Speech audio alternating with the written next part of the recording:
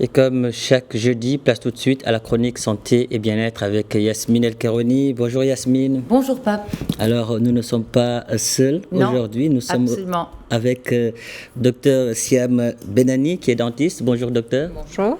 Et Yasmine? Oui, alors moi j'ai une question pour vous d'abord Pape, pour commencer. Allez-y. Vos dents ressemblent... Est-ce que vous avez les dents de votre papa ou de votre maman?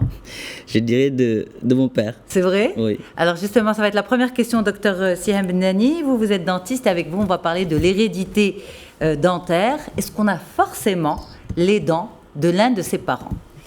Forcément, peut-être pas, mais l'hérédité est là. Donc la génétique, on a un capital génétique qui fait que il y a des caractéristiques physiques. Donc on a les yeux du papa, le visage ou un tour de visage de la maman, les dents pareil. On peut avoir la même forme, le même alignement des dents que le papa ou la maman. En effet, l'hérédité est là. Et là, alors quand on parle par exemple de traits similaires, quand on dit tu as le nez de ta maman, les yeux de ton papa, etc., on parle de la forme. Est-ce que pour les dents, quand on parle d'hérédité, quand on dit par exemple tu as les mêmes dents que ton papa, est-ce que c'est aussi toute l'hérédité, on va dire, pathologique des dents, ou c'est juste la forme? Malheureusement, oui, même la pathologie. Mais bon, dans la pathologie, l'hérédité n'est pas directe, c'est plutôt une prédisposition.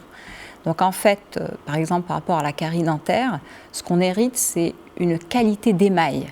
C'est un émail qui peut être moins dense, plus poreux, donc l'émail de papa ou de maman. Donc forcément, on est plus prédisposé à développer des caries. Pareil pour la gencive, c'est une qualité de gencive. Une gencive fine, forcément, quand le brossage n'est pas bon ou il se fait de façon assez vigoureuse, oui, si elle est fine, elle va se rétracter plus facilement. Et un environnement bactérien favorable en bouche pourrait faire qu'on pourrait plus facilement développer ce qu'on appelle une maladie parodontale, une maladie des gencives et de l'os, quand on a cette prédisposition génétique. Donc moi je parle de prédisposition génétique plutôt qu'hérédité directe. Hérédité directe, et surtout en fait quand on parle d'hérédité, on parle de forme, mais vous c'est plutôt, on va dire, le fond qui vous intéresse. Absolument. Alors dans ce cas-là, puisqu'on peut presque anticiper les futures pathologies, en connaissant les parents, l'environnement, en ayant... Est-ce que ça aide dans la prévention? Ça peut aider dans le sens où on va être un peu plus rigoureux.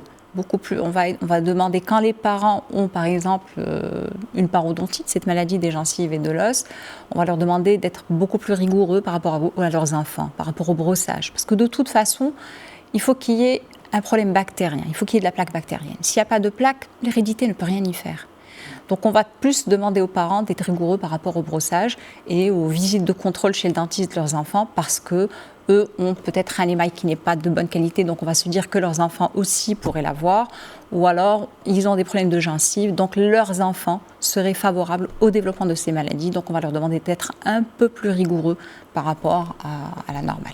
Mais est-ce qu'on a cette culture, chacun de nous, suffisamment de connaître sa dentition, de connaître ses fragilités, ses forces, pour pouvoir justement en arriver à ça et pouvoir accompagner ses propres enfants? Est-ce que les adultes que nous sommes sont suffisamment conscients de leur dentition? Malheureusement non, et c'est pour ça que je ne veux pas tout mettre sur le dos de l'hérédité. D'accord. Donc je vais dire que tout le monde doit être rigoureux par rapport au brossage. Parce que toutes les maladies buccales, c'est-à-dire la carie ou la maladie des gencives et de l'os, sont des maladies bactériennes. Donc à partir du moment où le brossage est efficace, l'hérédité ne peut rien y faire. D'accord. Donc je vais tout simplement demander à tout un chacun d'être très rigoureux par rapport au brossage, avec des visites de contrôle régulières chez le dentiste pour ne pas laisser ces pathologies ou ces maladies s'installer, et donc du coup faire en sorte qu'elles ne se développent pas plus rapidement chez ces personnes qui sont, on va dire, prédisposées. Siam, par rapport au brossage, qu'est-ce qui importe le plus? Le temps du brossage, ou bien la manière de le faire, ou bien les deux à la fois? Les deux. Je vais dire les deux parce que, alors il y a le brossage, oui, on parle de brosse à dents. Bon, malheureusement, on a l'impression que plus la brosse à dents est dure, mieux c'est pas le cas. Parce qu'en fait, ce qu'on enlève, c'est de la plaque bactérienne, c'est tout mou. Donc il faut que la brosse à dents soit plutôt souple, parce que sinon on traumatise la gencive et donc là on a des problèmes de récession. Donc le brossage, et on parle d'efficacité du brossage. Il faut qu'il se fasse sur la durée, oui, pour prendre le temps de faire le tour de toutes les dents, donc se brosser toutes les dents. Et efficacité et la durée, ben oui, il faut qu'il dure 2-3 minutes. De toute façon, si on fait le tour des dents, ça ne peut pas se faire en moins de 2-3 minutes, clairement, vraiment. Ok. Alors, vous avez dit tout à l'heure, finalement, quand il y a un bon brossage, quand on a une bonne hygiène bucco-dentaire, l'hérédité ne peut rien faire contre... Mais est-ce que c'est catégorique? Est-ce qu'il y a, ou au contraire, il y a, dans des cas rares, pour certaines pathologies, finalement, quelle que soit l'hygiène, mais l'hérédité prend le dessus?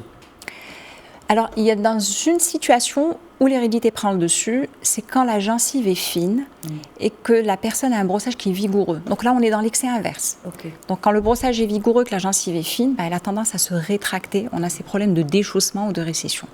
Donc là, l'hérédité, oui, elle est là, elle prend le dessus forcément, parce que bon, on n'y est pour rien, la gencive est fine. La personne veut bien faire, elle se brosse trop bien les dents. Et donc là, en effet, la récession peut s'installer plus facilement. Mais sinon, tout ce qui est carie et maladie des gencives et de l'os, ce sont des maladies bactériennes. Donc l'hérédité ne peut pas prendre le dessus s'il n'y a pas de bactéries. Ok.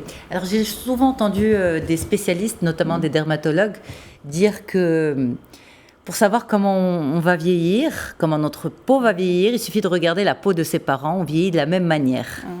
Est-ce que notre bouche vieillit, nos dents, parce qu'ils prennent de l'âge aussi, notre gencive, nos dents, la couleur, etc. Est-ce que c'est la même chose encore une fois? Comme pour la peau, c'est une histoire de mode de vie et d'entretien. Une peau, si on l'entretient bien, si on a un mode de vie sain, s'il n'y a pas le tabac, s'il n'y a pas autre mauvaises habitudes, elle vieillit bien. Pareil pour la bouche. Donc on a un capital, tout dépend de ce qu'on en fait. Si le brossage est bon, les visites de contrôle se font, si papa ne s'est pas bien brossé les dents, ça ne veut pas dire pour autant que moi je vais les perdre. Donc non. On n'est pas condamné à perdre ses dents parce que le papa ou la maman les a perdues jeunes ou tôt. Donc il y a la génétique et l'épigénétique. Absolument. C'est absolument ça. Docteur Sihem Benani, merci infiniment d'avoir été en direct avec nous ici sur notre plateau de Tanger. Je rappelle que vous êtes dentiste à Casablanca. Merci beaucoup. Je vous en prie. Merci à vous, Yasmine. Merci. Merci à vous, docteur.